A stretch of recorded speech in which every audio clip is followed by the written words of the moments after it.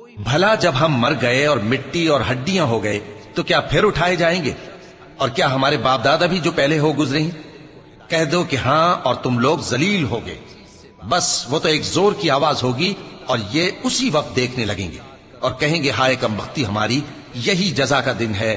کہا جائے گا کہ ہاں، وہی فیصلے کا دن جس کو تم جھوٹ سمجھتے تھے۔